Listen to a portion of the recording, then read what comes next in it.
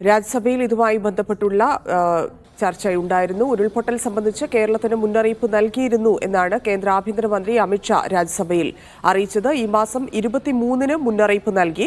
9 അംഗ NDRF സംഘത്തെ 23-ന് കേരളത്തിലേക്ക് അയച്ചു. ഉരുൾപൊട്ടൽ മേഖലയിൽ നിന്ന് ജനങ്ങളെ എന്തുകൊണ്ട് സുരക്ഷിത സ്ഥലങ്ങളിലേക്ക് മാറ്റിയില്ലെന്ന് അമിത്ഷാ ചോദിക്കുന്നു. കേന്ദ്ര സർക്കാരിന്റെ ജാഗ്രതാ നിർദ്ദേശത്തിൽ ചോദ്യമുയർന്നതിനെ തുടർന്നാണ് ഇക്കാര്യം വ്യക്തമാക്കുന്നതെന്നും അമിത്ഷാ പറഞ്ഞു. अर्ली वार्निंग सिस्टम दी गई थी, इसीलिए 23 तारीख को हमने NDRF की 9 बटालियन वहां पर 9 बटालियन वहां पर हमने भेज दी थी और 3 कल रवाना करी है। NDRF की बटालियन उतरने से भी अलर्ट अगर हो जाते तो काफी कुछ बच जाता, मगर मैं किसी पे दोषारोपण नहीं करना चाहता हूं। ये समय है केरल की सरकार के साथ खड़ा रहने का, केरल की जनता के साथ खड़ा रहने का और जो लोगों की हानि हुई है उनके साथ खड़ा रहने का।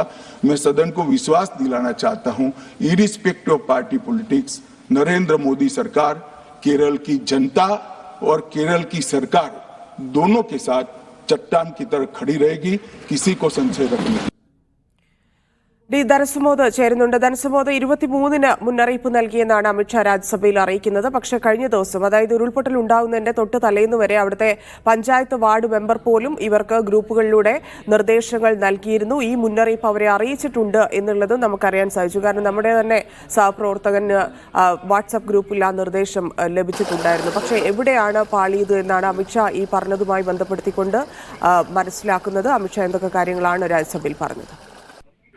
ധന്യ, ഈ രക്ഷാപ്രവർത്തനം അതീവ ദുഷ്കരമായ ഈ രക്ഷാപ്രവർത്തനം നടക്കുന്ന സമയത്ത് നേരത്തെ മുന്നറിയിപ്പ് നൽകിയോ മുന്നറിയിപ്പ് നൽകിയോ എന്നൊരു കാര്യം നിലവിൽ ഒരു ചർച്ച ചെയ്യേണ്ട കാര്യം അല്ലെങ്കിൽ പോലും, കാര്യം രക്ഷാപ്രവർത്തനത്തിനാണ് പ്രാധാന്യം നൽകേണ്ടതെങ്കിൽ പോലും രാജ്യസഭയിൽ ഇക്കാര്യം ആഭ്യന്തരമന്ത്രി അമിത്ഷാ തന്നെ പറഞ്ഞ സ്ഥിതിക്ക് നമ്മൾ റിപ്പോർട്ട് ചെയ്യുകയാണ്.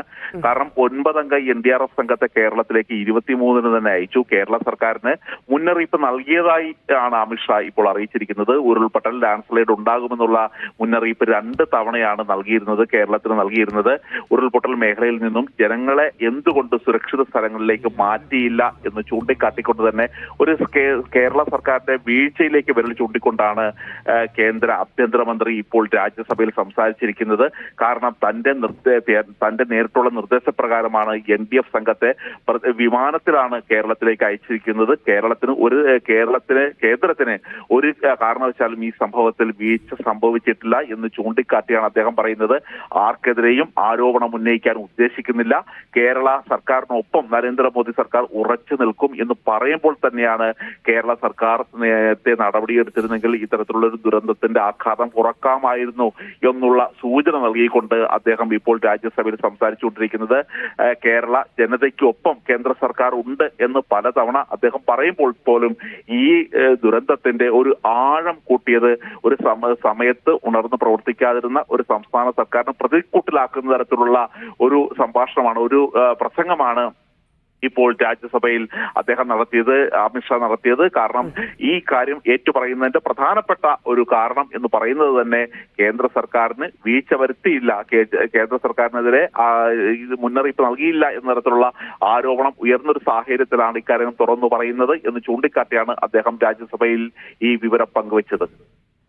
ശരി, ധനസുമോദ് എന്തായാലും രാജ്യസഭയിൽ ഈ കാര്യം ഉന്നയിക്കുകയും അതിന് അമിത്ഷാ മറുപടി നൽകിയതനുസരിച്ചാണെങ്കിൽ 23-ന് നേരത്തെ തന്നെ മുന്നറിയിപ്പുണ്ടായിരുന്നു. NDRFന്റെ 7 അംഗ സംഘത്തെ ഇങ്ങോട്ട് അയച്ചിരുന്നു എന്നൊക്കെയാണ് രാജ്യസഭയിൽ കേന്ദ്രമന്ത്രി അമിത്ഷാ പറഞ്ഞിരിക്കുന്നത്. സംസ്ഥാന സർക്കാരിന്റെ ഭാഗത്ത് വീഴ്ചയുണ്ടായി എന്നുള്ള തരത്തിലേക്ക് കാര്യങ്ങൾ എത്തിക്കുക എന്നതുകൂടി അതിന് പിന്നിലുണ്ട്. പക്ഷേ ധനസുമോദ് പറഞ്ഞതുപോലെ ഈ നിമിഷത്തിൽ അതല്ല, ഈ കുടുങ്ങിക്കിടക്കുന്ന ഇല്ലെങ്കിൽ ഇനിയും രക്ഷപ്പെടുത്താൻ സാധിക്കുന്ന മനുഷ്യരെ രക്ഷപ്പെടുത്തുക എന്നുള്ളത് മാത്രമാണ് ഇപ്പോൾ നോക്കേണ്ട കാര്യം. എങ്കിൽ പോലും ഈ മുന്നറിയിപ്പ് നൽകിയിരുന്നോ, അത് ലഭിച്ചെങ്കിൽ തന്നെ അവരെ അത് അറിയിച്ചിരുന്നോ എന്നൊക്കെയുള്ള കാര്യങ്ങൾ പിന്നീട് ചർച്ച ചെയ്യേണ്ടതുണ്ട്. അത് വീണ്ടും ആവർത്തിച്ച് ചോദിക്കേണ്ട കാര്യം കൂടിയാണ്. കേരളം കൂടി ഈ വിഷയത്തിൽ പ്രതികരിക്കേണ്ടതുണ്ട്. പക്ഷേ നമ്മൾ മനസ്സിലാക്കുന്നത് അതിന് തലേന്ന് വരെ അവിടെ പുഴയിൽ വെള്ളം കൂടുന്നുണ്ടോ എന്ന് ശ്രദ്ധിക്കണം, പറ്റുമെങ്കിൽ അവിടെ നിന്ന് മാറി താമസിക്കൂ എന്ന് അവർക്ക് അവിടുത്തെ ജനപ്രതിനിധി എല്ലാ വീടുകളിലെയും ആളുകളുടെ വാട്സപ്പിലേക്ക് മെസ്സേജ് അയച്ചു എന്നാണ് നമ്മൾ മനസ്സിലാക്കുന്നത്. ആ ഓഡിയോ സന്ദേശം കേട്ടതുമാണ്. അതുകൊണ്ട് അത്തരത്തിലൊരു നിർദ്ദേശം അവിടുത്തെ ജനങ്ങൾക്ക് നൽകിയിരുന്നു. പക്ഷേ ഇത്ര വലിയൊരു ദുരന്തത്തിലേക്ക് ഇത് പോകുമെന്നൊന്നും ആർക്കും കരുതാൻ സാധിക്കാത്തതുകൊണ്ടായിരിക്കാം ഒരുപക്ഷെ അത്തരത്തിൽ ഉണ്ടായിരുന്നത്.